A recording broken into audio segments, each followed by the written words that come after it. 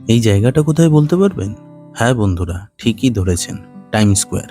না না, নিউ ইয়র্কের টাইম স্কোয়ার নয়, এটা কলকাতার টাইম স্কোয়ার, যেটি সল্টলেক সেক্টর 5-এ আরডিবি সিনেমার ঠিক সামনে রয়েছে।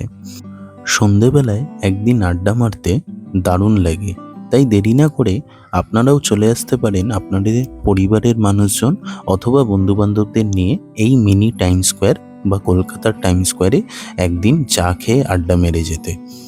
লোকেশন কমেন্ট বক্সে দেওয়া রইল।